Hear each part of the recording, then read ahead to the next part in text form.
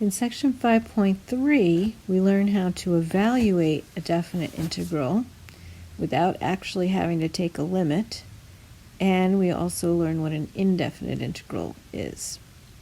So remember from section 4.8, we had this definition of an antiderivative, which I abbreviate AD.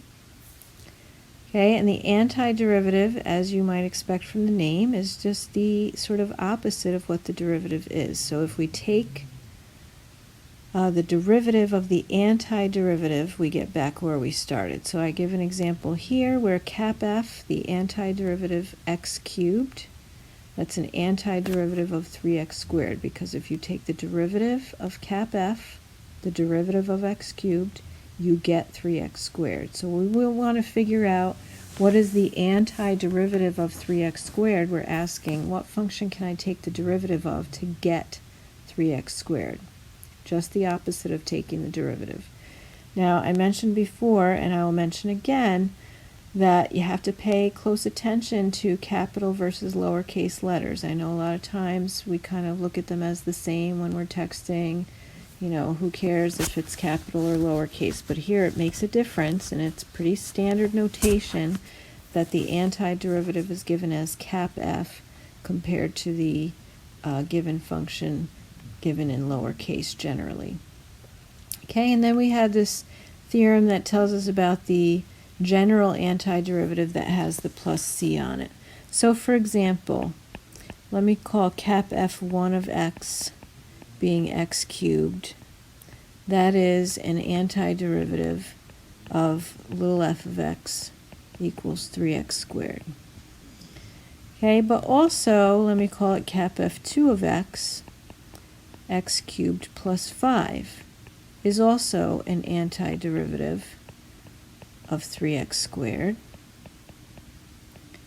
And why is that? Because if I take the derivative of cap f, the derivative of x cubed plus 5 is 3x squared plus 0. Derivative of the added constant is 0, and I get back where I started. Cap f3 of x cubed minus 2.71825, just making that up. That is also an antiderivative of 3x squared. Because if I take the derivative of cap f3, the derivative of x cubed is 3x squared, the derivative of the minus 2.71825 is 0, and I get back where I started. So in general, cap f of x being x cubed plus c, we call the family of antiderivatives of 3x squared.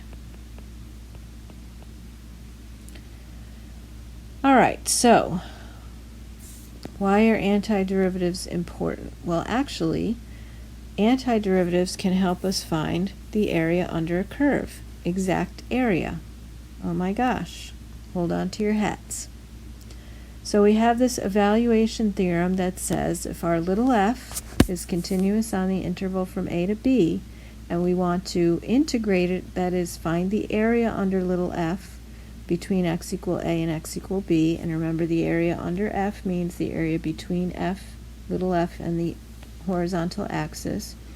We can do that by finding any antiderivative, cap f, and evaluating the antiderivative at b and at a and subtracting the two.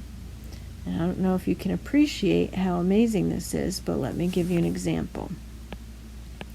Let's go back to our little f is 3x squared, and our antiderivative cap f is x cubed, and say we want to integrate 3x squared from 1 to 3. And again, remember when I write that definite integral, I have to have the dx on it. I can think of that as standing in for delta x. So 3x squared, what does that look like again? Well, it's basically like